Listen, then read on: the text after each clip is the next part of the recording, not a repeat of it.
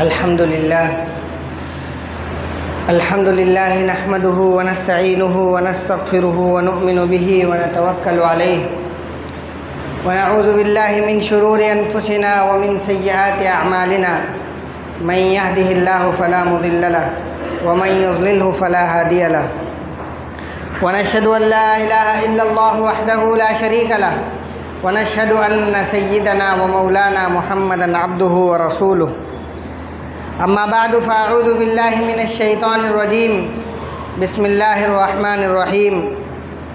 يا أيها الذين آمنوا إن جاءكم فاسق بنبأ فتبينوا أن تصيبوا قوما بجهالتهم على ما فعلتم نادمين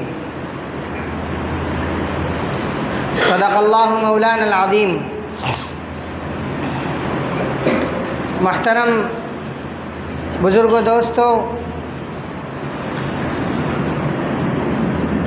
اور امت کے عظیم سپہ سالار، اللہ رب العزت کا بہت بڑا احسان و اکرام ہے اور احسان ہے کہ اللہ تعالیٰ نے ہم سب کو مسلمان بنایا اور امت محمدیہ میں پیدا فرمایا، اور اس کے ساتھ ساتھ اللہ رب العزت نے ہم سب کو ایسے نبی کا امتی بنا کر بھیجا کہ جس کے امتی ہونے کے لیے بہت سارے انبیاء کرام، بہت سارے بزرگان دین اور بہت ساری قوموں کے رہنما اور پیشواؤں نے اس بات کی امید ظاہر کی، خواہش ظاہر کی تھی، لیکن اللہ رب العزت نے ہم اور آپ کو اس بات کی توفیق عطا فرمائی۔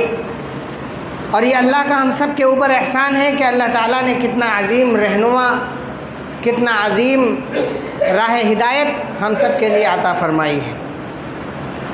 جب اللہ تعالیٰ نے ہمیں اس دنیا میں بھیجا تو ہمیں اشرف المخلوقات بنا کر بھیجا،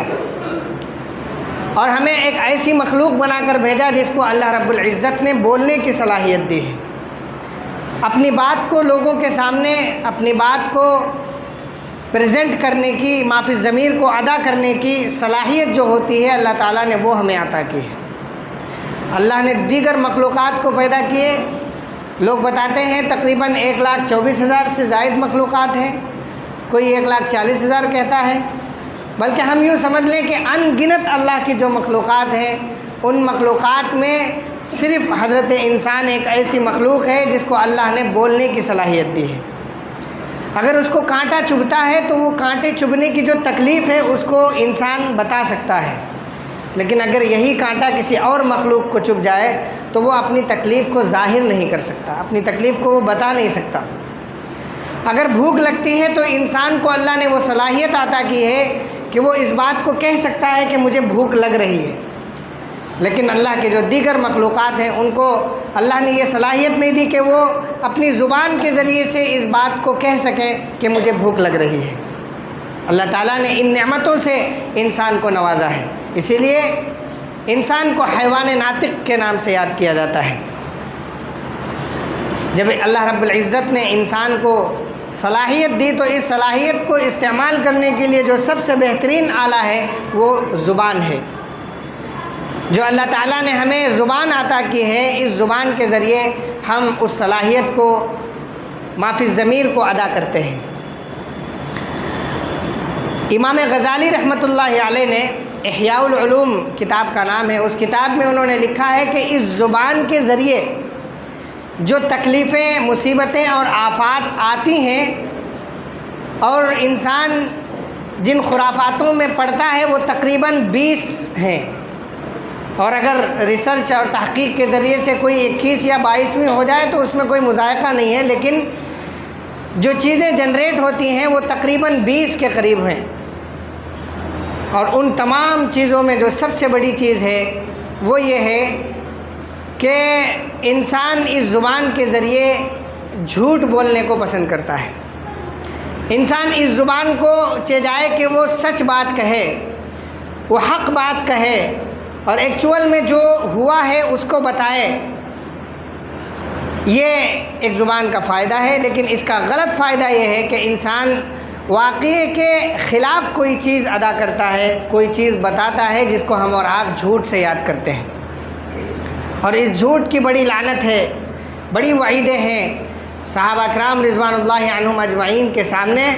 اللہ کے نبی حضرت محمد صلی اللہ علیہ وسلم نے پوری تفصیل کے ساتھ اس کے تعلق سے جو باتیں ہو سکتی ہیں وہ سب رکھی ہیں۔ ایک مرتبہ اللہ کے نبی صلی اللہ علیہ وسلم نے صحابہ کے مجمع میں صحابہ سے دریافت کیا، الا اخبرکم باکبر الکبائر، کیا میں تمہیں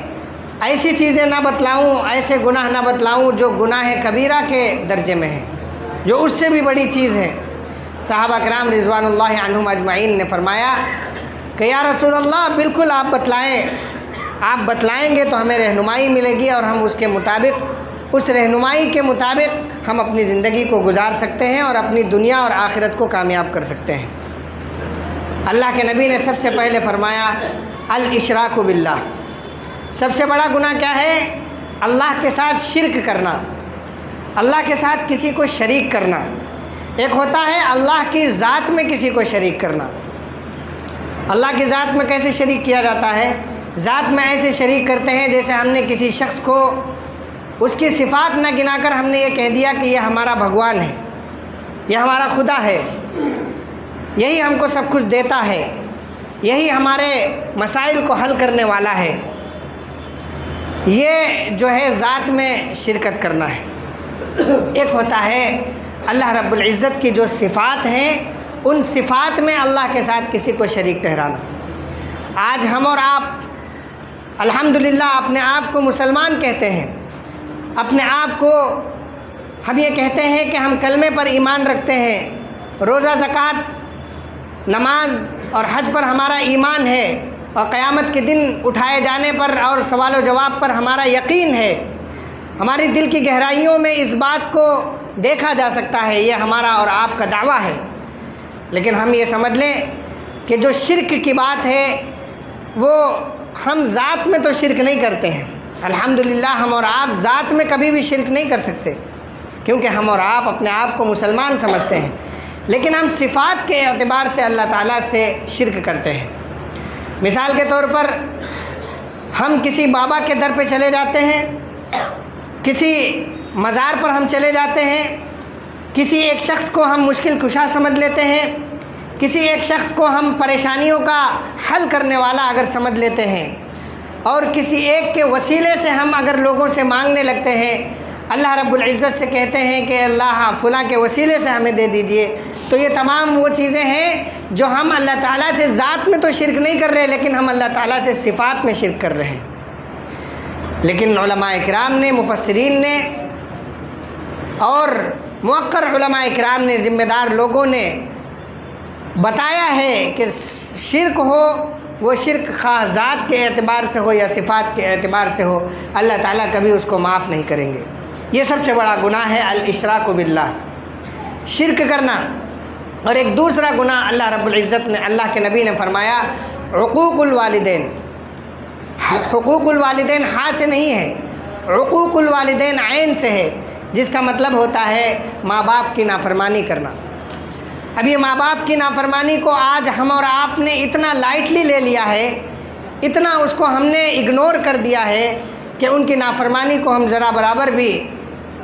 ہم اس کو بڑا کام سمجھتے ہی نہیں، ہم اس کو تکلیف کا سامان سمجھتے ہی نہیں۔ کسی نے کوئی بات کہی، ہم نے اس کو اس طریقے سے انکار کر دیا کہ ہم یہ سمجھتے ہیں کہ ارے یہ تو ہمارے کھیت کی اور ہمارے گھر کی چیز ہے، گھر کی مرغی دال برابر کے مثل لے کر ہم نے باتوں کا انکار کر دیا۔ اب اس میں دو باتیں آتی ہیں کہ والدین جو ہمیں حکم دے رہے ہیں، آیا وہ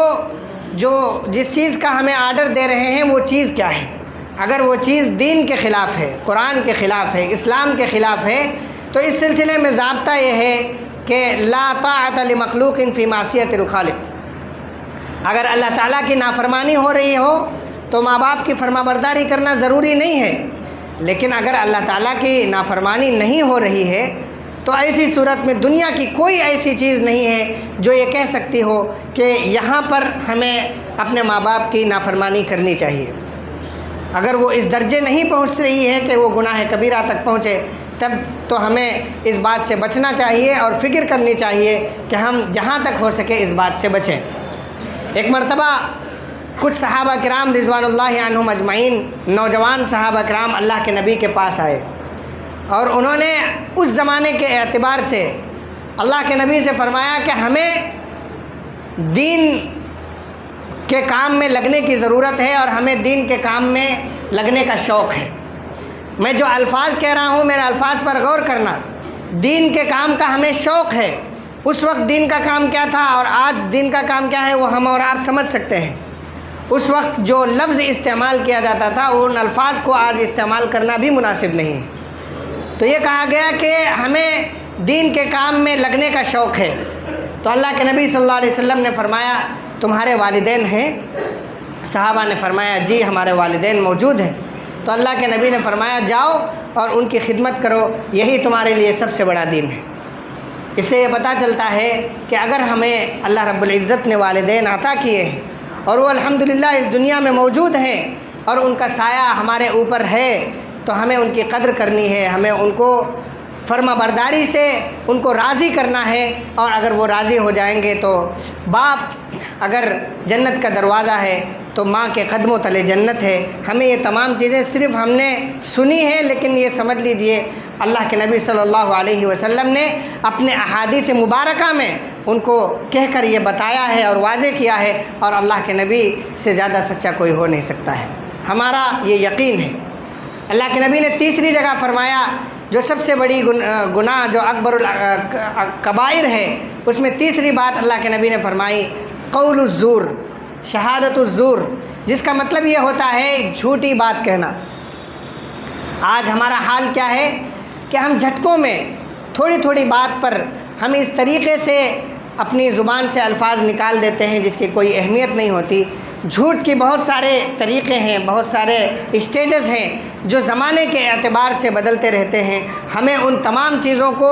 اس شعور کے ساتھ ہمیں سمجھنا ہے کہ یہ بھی چیز جھوٹ ہے، یہ بھی جھوٹ ہے، یہ بھی جھوٹ ہے، اور ہمیں ان تمام چیزوں سے بچنا چاہیے۔ مثال کے طور پر آج ہم اور آپ جعلی سرٹیفکیٹ بنوا لیتے ہیں۔ یہ جو جعلی سرٹیفکیٹ ہے جس کی کوئی اہمیت نہیں ہے، جس کی کوئی اصل نہیں ہے، یہ بھی جھوٹ میں آتا ہے۔ ایک صاحب نے ایک مرتبہ ایک بہت بڑے عالم دین سے کہا کہ میرے پاس آپ سے ملاقات کے لیے مزید 5 دن کا وقت ہے اور میں نے سرٹیفکیٹ جو ہے اپنے آفس میں بھیج دیا ہے۔ تو انہوں نے فرمایا کہ بھائی سرٹیفکیٹ کس بات کا؟ تو انہوں نے کہا کہ دراصل میں نے اپنے ڈاکٹر کے ذریعے سرٹیفکیٹ لکھوا دیا تھا کہ میں 5 دن کے لیے اور بیمار ہوں، لہذا مجھے جو ہے 5 دن کی چھٹی دے دی جائے۔ تو میں نے وہ درخواست اس میں جمع کر دیا آفس میں، اور مجھے 5 دن کی چھٹی مل گئی ہے، لہذا میں 5 دن اور آپ کی خدمت میں رہوں گا۔ تو بزرگ عالم دین نے فرمایا کہ یہ تو آپ نے جھوٹ کا راستہ اختیار کیا ہے، اور ظاہر سی بات ہے ہم اور آپ کو معلوم ہے کہ جھوٹی سرٹیفکیٹ میں کتنی باتیں ہیں۔ بھائی کوئی بھی آدمی جھوٹی سرٹیفکیٹ بنائے گا تو اس کے پیچھے وہ رشوت لے گا، فری میں تو کوئی کرے گا نہیں۔ وہ یہ تو نہیں کہے گا چلو یہ بھی دین کا کام ہے ہم اس کو بھی کر لیتے ہیں۔ کوئی شخص دین کا کام سمجھ کے تو جھوٹی سرٹیفکیٹ بناتا نہیں ہے، وہ گھوس لے گا۔ تو یہ سمجھ لیجئے ایک سچ بات کو چھپانے کے لیے ہمیں اس کو گھوس دینی پڑی، اور ہم نے کمپنی میں اس کو لگایا، فیکٹری میں لگایا، ادارے میں لگایا، ذمہ دار کو دیا۔ اب اس جھوٹی سرٹیفکیٹ کے نتیجے میں بیماری کا عذر ہے تو تنخواہ کاٹی نہیں جا سکتی ہے۔ اس 5 دن کی جو تنخواہ ہمیں ملے گی وہ حلال ہے یا حرام، ہمیں اس بات کی غور و فکر کرنی ہے۔ بھائی جھوٹ کی بنیاد ہے نا، اس کا جو بیس ہے وہ جھوٹ ہے۔ تو اس سے ہمیں یہ پتہ چلتا ہے کہ یہ جو چیزیں ہیں یہ ہمارے لیے انتہائی نقصان دہ ہیں۔ اور ایک بات جو سب سے زیادہ ہے ہم اور آپ کے درمیان جو رواج ہے وہ یہ ہے کہ ہم بغیر کسی تحقیق کے بات کو آگے بڑھا دیتے ہیں۔ ہم اس بات کی فکر بھی نہیں کرتے کہ آیا وہ چیز صحیح ہے یا نہیں ہے۔ ہم سے کسی شخص نے بتایا کہ فلاں شخص بیمار ہے، اور ہم نے اس کی تحقیق نہیں کی، ہم نے اس کی تحقیق نہ کر کے ہم نے آگے بات کو بڑھا دیا۔ اب جب بات آگے بڑھی تو کسی شخص نے کہا کہ فلاں شخص بہت زیادہ بیمار ہے۔ اب جب بہت زیادہ بیمار ہے تو اس سے یہ پتہ چلتا ہے کہ فلاں شخص ہاسپٹل میں بھی ہوگا۔ تو کچھ لوگوں نے یہ کہہ دیا کہ وہ بہت زیادہ بیمار ہیں اور وہ ہسپتال میں موجود ہیں۔ میں بہت نیچے درجے کی لے جا کر بات کہہ رہا ہوں۔ تو دیکھیے یہاں پر ایک بات ہے جس کی کوئی حقیقت نہیں ہے، ہم نے ذرا برابر بھی تحقیق نہیں کی واقعی بیمار ہے یا نہیں ہے، لیکن ہم نے ان باتوں کو اس طریقے سے فارورڈ کیا، اس طریقے سے ہم نے اس کو آگے بڑھایا کہ حقیقت سے کافی دور بات چلی گئی۔ یہ تو وہ چیز تھی جس سے فساد نہیں ہو سکتا ہے، لیکن اگر کوئی فساد کی بات ہو، مثال کے طور پر کسی شخص کی کوہنی لگ گئی تھی اور ایک شخص گر گیا، تو لوگوں نے اڑا دیا کہ فلاں شخص کو فلاں شخص نے ڈھکیل دیا۔ اب وہاں پر ایک جماعت کھڑی ہو گئی، کہنے لگی فلاں مولوی صاحب کو فلاں شخص نے کیوں ڈھکیلا؟ اب پتہ چلا کہ وہاں پہ بوال ہو گیا، جھگڑا ہو گیا، اب وہاں پہ 2-4 جماعتیں آپس میں مدبھیڑ میں جھگڑا فساد ہو گیا اور وہاں پہ 2 جماعتیں ہو گئی۔